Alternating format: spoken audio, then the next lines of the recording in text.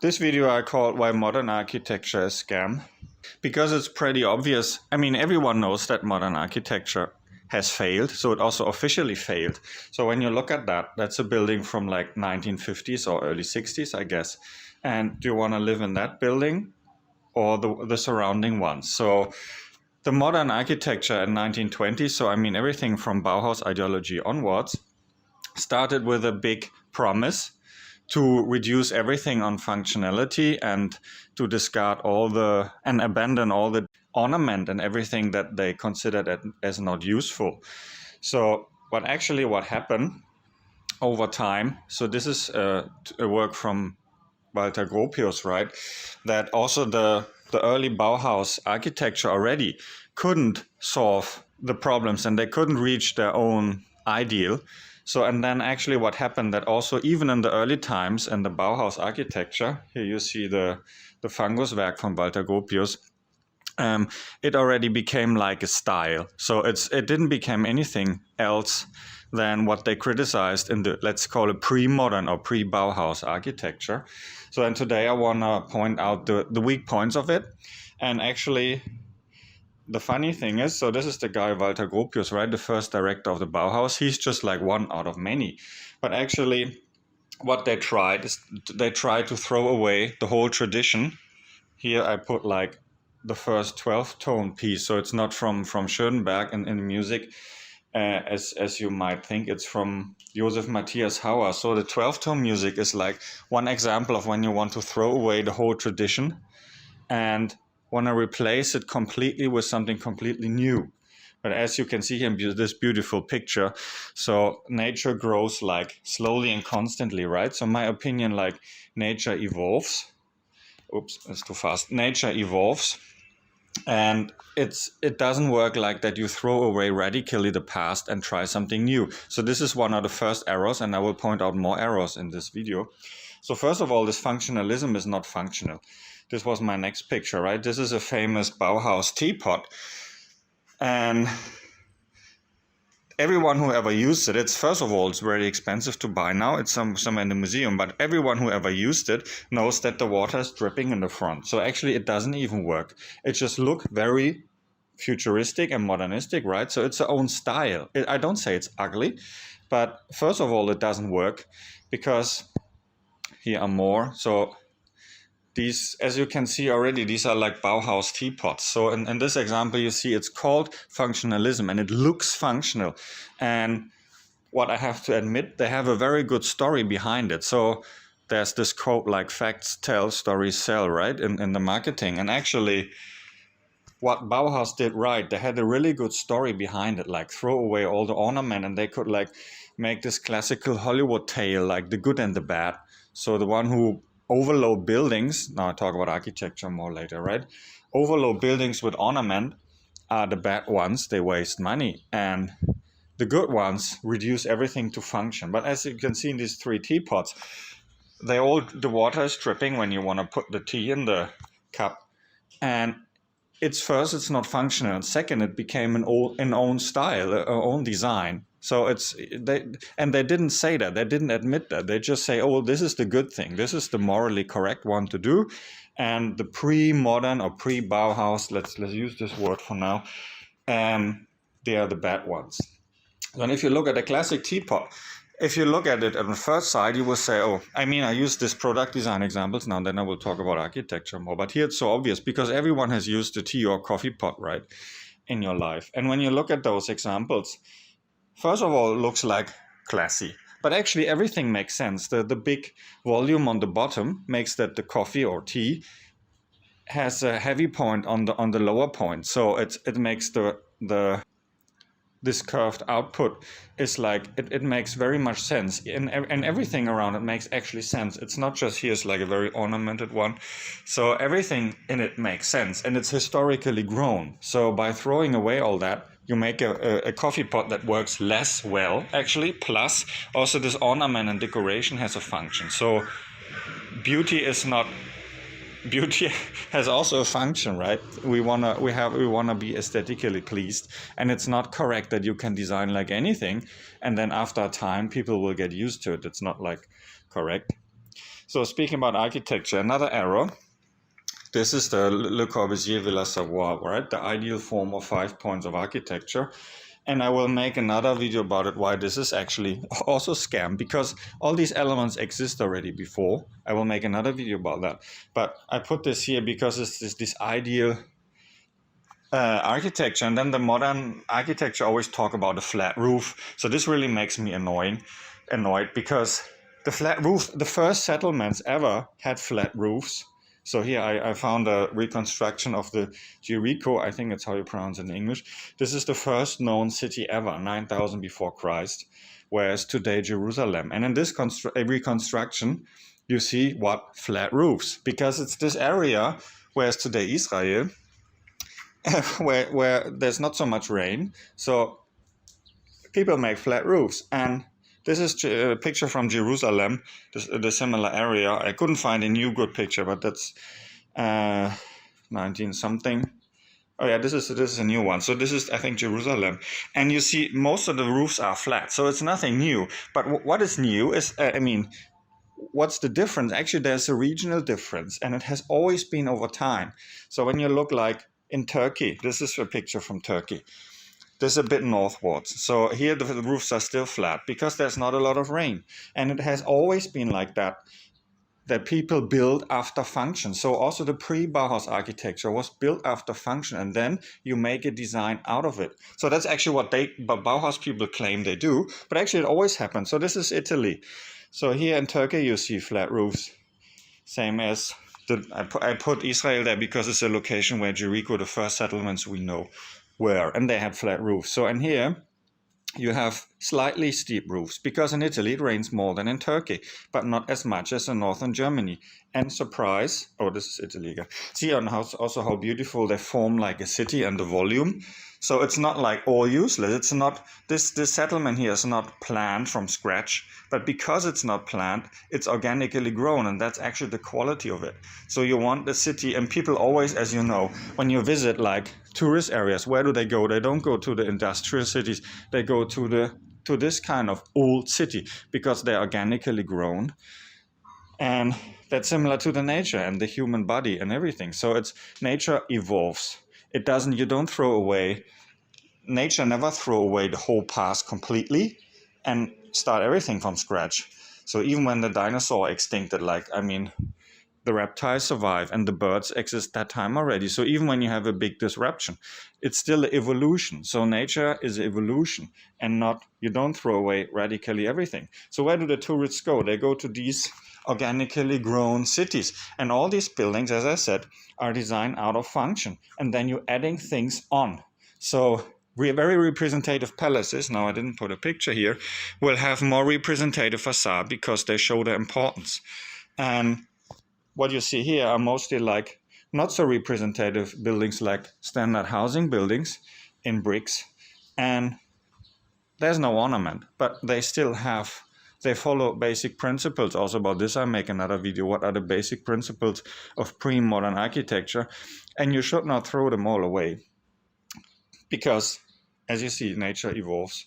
So, and tada, if we go more northern, so this was Italy, and now this is a typical, yeah, I put here a very classic picture. I could put any other picture, but if you go more northern, the last 2,000 years, houses didn't have not changed so much. So they have like steep roofs. Why? Because there's rain, and then the rain wants to be drained. So that's why there's a hierarchy. Not a hierarchy. There's like a typology from the south, let's say, where Jericho was, and now it's Jerusalem, and northwards, Turkey, Italy, and it's designed after the function. So when there's more rain, you make the roof more steep. So here's a very heavy example from very north of Germany. And you see this house is nearly just a roof. And you see, I put this painting here because here it shows so ideal that, I mean, like, this picture is basically a roof, right? And again, it starts with the rain and the function. You want to drain the rain and protect from sun and snow. And then, so from the weather basically. And then it creates also another function, which is like being protected and being at home. So creating a feeling is a function too. So feelings are existent. And if your home creates the feeling to be at home, to be homey. It's a function too. Same like representation. Representation is a function. So when representative buildings like town halls and operas look representative, it's a function too. It's not just like nonsense. So, and here I put a more simple one, right? Northern Germany, to show like so much hasn't changed. So this is like few hundred, well, probably 200 years old, I guess. And this is a new one. So actually not so much has changed if you look on the traditional architecture. So this is not really modern, right? It's like contemporary, but follows traditional forms more or less. Not a great one, but just to show it's like things change more wherever region you look in, and not like so. And you cannot plan everything from scratch radically. So, and then the next thing, like function. So this I put regarding function. So this is a train station, the one in Zurich, and you see that the train station Zurich uses all the classical elements. And train station, hello, wake up, boys. I mean, in Bauhaus they said like, whoa, we have like new functions, and yeah, what's new? The 19th century architecture could already solve all the new functions that came up, like hospitals, military compounds, and here a train station, subway stations, so schools, universities. So the classic, I call it now classic architecture. There's no really like good term for that, but let's say pre-modern architecture, 19th century architecture, could perfectly solve all the new building typologies that came up, like train stations, hospital, and so on, public buildings. So that's why I put a train station here, because it's a new technology, and they could perfectly use the old language. I make another video about that, what it is. But here you see the big arc already that addressed the entrance. So here's the entrance, right? And it has a clear center. So then that gives the building a face. And modern architecture doesn't do that. They want to throw away everything, and they hate hierarchy because they are deeply in the core. It's a bit communist. So they want to destroy all the hierarchies. And it doesn't work because you need to know where the entrance is, right? So this another, I put this because it's the Bahnhof Altona in Hamburg. And this was torn down. It was demolished. It was still functioning and replaced with, tada, 1970s. So this is really, I mean, everyone knows it's ugly, right? And I know like now they build like differently, and I will talk about that later, why that's not much better. What happens now is actually worse. But that's like the replacement. So where's the entrance? Here you know it, right? Big arc. So that's the entrance. Hello. And then the other are like small windows. So that's like secondary. It's so clear. It has a clear address. It has a center. It has a face. And symmetry is not necessarily needed, but it gives the thing a structure. And because of this detailing, it's not strongly ornamented, right? It's a brick building, and there's no like very detailed ornament, but this gives it a structure. And look at the human body, how it looks. You're not just a pure block, right? I mean, the eye needs shadows to orientate, and the depth in the facade also create the shadows, and the eye can orientate on it and make its way forward in the facade design. The eye, I mean, of the human eye. So if the human body is not a block too, right? And the nature also not. So you need these shadows and this depth so that the eye has something to see and to orientate. So Altona, new replacement. Where's the entrance? Nobody knows. Does it create a city? Does it create an urban environment? No. It's a huge block. And that's also the mistake about contemporary architecture. This like ignorance regarding diversification. So it's just a huge block. I mean, it's 70s, but nowadays architecture is not much better. I will talk about that later. And here I put a school. 19th. It's not great, right? It's pretty standard design. It's not an outstanding building like Schinkel or something on the Museum Island in Berlin. But it's a normal standard building. But it's still like has a face and it has an address. And you know, this is my school. So, and this is like functional. So this is now functional. You want to go to school there or here? I mean, these examples are obvious, but this is what happens when you do just the function. And I would say it's less functional still, because where's the entrance? I mean, the entrance is a horizontal slit, and that's not functional too. So this is I Googled that. This is a new school building, like 1 or 2 years ago, a school building. So what did the architect think? I mean, And what do they write in their text usually? It's like funny when you read that sometimes. So this is functional, okay? So, but that's only functional. And as I explained before, Zurich main station is also functional, but it's even more functional because I talked about the roof previously, which has a function. The flat roof, so I forgot to say that. By the way, the flat roof, here you have the modern flat roof. How functional is that? I mean, where does the rain drain better? I mean, this is in Germany, from a flat roof or a steep roof. So everyone knows that. So even the flat roof, which is like for everyone who's not educated in architecture history, would think, oh, the flat roof is modern. Aha. But it's not functional. I mean, as I said, 9,000 years ago in Jerusalem, yes, there's no rain. And nowadays, there's less rain than in Germany. But then please, if you're in Germany, make a roof that works. And the flat roof obviously doesn't drain doesn't drain the rain as well as a steep roof. So modern school building, I'm surprised what the architect wrote in the text about it. So it's even less functional. It's not. It's basic. It's basic and it's reduced to the minimum. But it's less functional because every element, as I said, the clear entrance, the symmetry, the depth in the facade, which gives shadows to orientate. This has a function. Representative and last but not least, beauty has a function. So, and also, as I said, the not flat roof is more functional in rainy Germany than. The steep roof is more functional in rainy Germany than that one.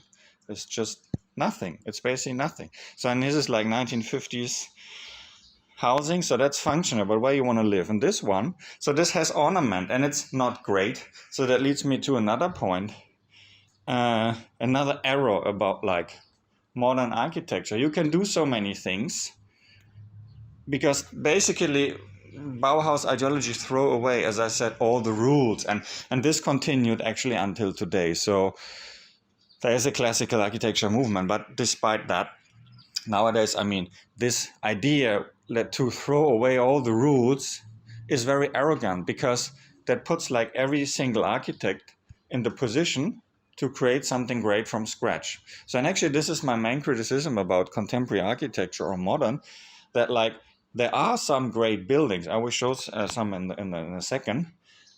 There are great modern buildings, but this is like 1 or 2%. And let me see what are the next slides. I don't remember. Yeah, so this is like 1 or 2%. And the chance to fail is very high. So if you look on this 19th century housing building, it's very mediocre. It's average. It's not outstanding design. And it has even some little errors in the design. If you look on the basement entrance on the very left and on the very right. And so there are even errors, but you don't see them because they're implemented in this grammar, in this classical grammar of architecture. So this grammar of architecture made that you couldn't do so many things wrong. So this hasn't done anything wrong, but it's not outstanding. So in classical architecture, there are outstanding buildings like Schinkel. And like this one is mediocre, but you cannot do so many things wrong if you follow the standard grammar. So it's like you're already all set. Even when you do errors or mistakes, design errors, like the basement entrance on the very left, on the very right, so this building has mistakes, but we don't see them because the main grammar, the main architectural language, is there already. So you can't make too many mistakes if you just follow the basics. So here another example, like public building. So functional. Okay, that's functional. So this is basic function. Or like this one, there's another part, I mean, the famous Wertheim Kaufhaus in Berlin. So this is the, a shopping house, how you say in English, a department store. Yeah, it's a department store. So this is even already like not really classical. It's already like it has its own design. But this is public and this is public. So then here, this is the next section I want to speak about. So this is what can happen if you don't follow rules. So I mean, this is disgusting. So, but I have more, I think. And that one. This famous thing there, this art museum in Austria. So this can happen if you don't follow any rules. It can be like really disgusting. Or this one, right? They're famous for being so ugly. If you Google like ugly architecture, this will pop up. Or disgustingly ugly architecture. Because if you do not follow this basic grammar of language, then you can make a lot of things wrong like this. And the classic architecture doesn't have that problem, or let's say the pre-modern, because there's an overall architecture grammar. I make another video about that, what that actually is. And if we just follow this grammar, we don't even need decoration and ornament, in my opinion. We can have it, but we don't need it so detailed. But there's an overall agreement how a building within the city looks like. And this is not urban. So this doesn't fit in the environment, which looks like more or less an intact city. I think it's Graz in Austria. So this doesn't fulfill the basic rules of behavior in society. So if we see the city as a society, this screams very loudly and it doesn't fit in. And this is not social at all. So it doesn't fit in like a member in the society. And the classical architecture language, pre-modern, was a way of behavior or overall consistent grammar. If you follow that, you cannot make so many things wrong, and the building will fit in. I mean, this one not, but the classical one. So, and here I show example on the right side, David Chipperfield. So, I mean, you can do great things. So this, I think, is very good architecture. I have 3 buildings. This one I showed in another video. And also that is an art museum. They're all from David Chipperfield, a British architect. And I mean, they're all good. They're very good. So you can do good architecture in a modern language. It's not impossible. But the thing is, it's like very unlikely. So you have these if you're very generous, like 1% of the build volume is like great as that. It has a quality. Some people may even don't like that, but so I would say this is really good architecture. And then you have, and also in the classical architecture, you have like these 80% or 85%, which is just like mediocrity. But the mediocrity in the classic architecture look like the house I showed you before. Like you want to live there, it's good.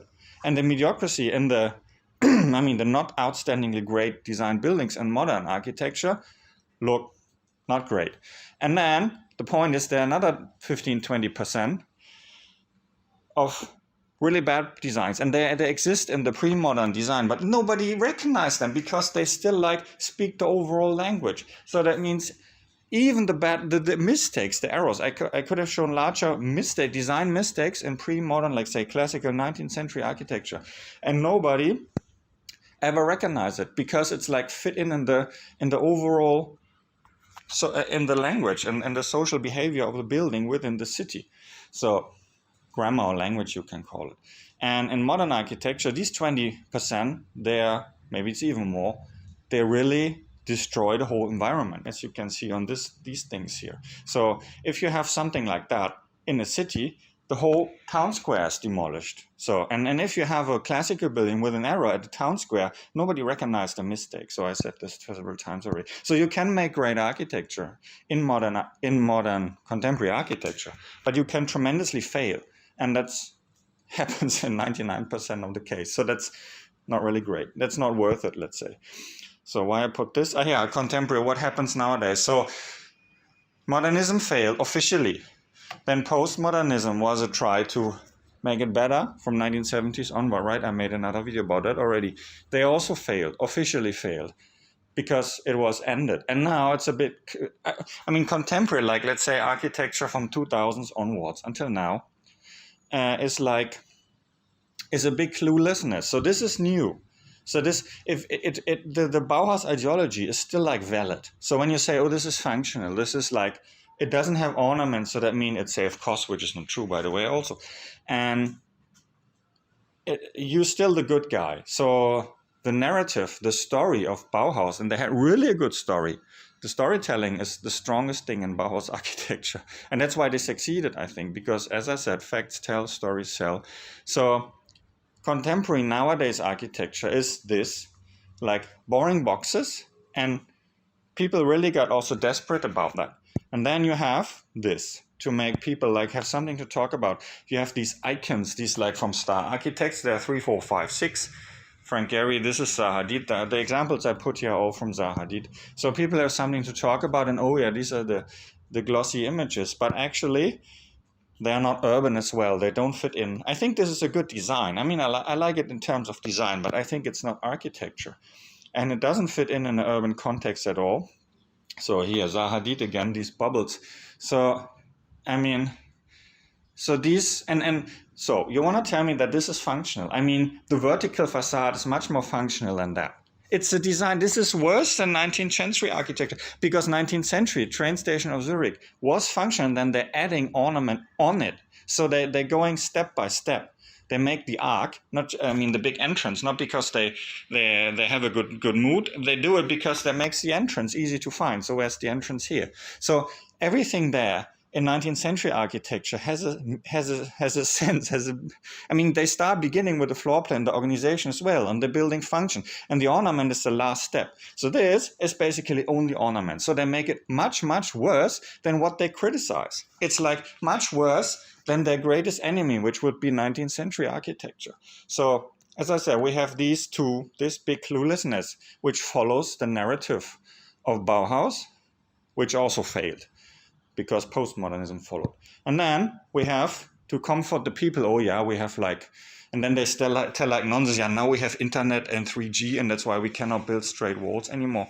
But it's not an architecture, it's asocial. It's an asocial icon. And if it's like in the empty space at the coast, as here, it's okay. But if this is within the city, it destroys the city. And by the way, it's extremely expensive to build that. It's much more expensive to build 3 or 10 Rococo palaces, including ornament and pitch bar and an expensive interior and everything. So to construct this is so bloody expensive. It's completely not functional. Nothing of it is functional. It doesn't come out of construction logic as well. It doesn't come out of floor plan or urban design logic. It's just like, yeah, a genius scratch. It's completely nonsense. It has nothing to do with anything they say. It's like not functional, it's expensive, it's asocial, it doesn't fit in the city, and it's also not timeless. So this one will be like outdated in 10 years latest, and the buildings have to stand 50 or 60 years at least in average, right? So this is horrible. So this is the current situation. It's like a big desperate feeling overall, and then they do these star icons that they can print somewhere, and people say, oh yeah, contemporary architecture, we have a culture. That's not culture. So how we go back to, so this is just a random house from Hamburg. I took that photo myself. It's around 18 something. It's a random, it's not outstanding, but it follows basic grammar. It follows the basic architectural language. So how can we go back to that? I mean, I will do another video about that too, but my question is, by the way, if you have ideas or wishes for videos, write me in the comments. I want to know if you have other ideas for topics. I will do what you wish. So how we go back to that? I said facts tell, stories sell. So my invitation is, we need to think of new stories, because actually we cannot just say we go back, like 19th century go back. Going back is not a story. So we need a story, what we want to do and not what we do not want to do. Now I speak the whole time what we should not do. And actually, I'm also not sure what we should do, but going back is not a story. So invitation for everyone who listened until here, that means you're obviously interested in that topic. So think about a story to tell the public and to sell real architecture. Thank you.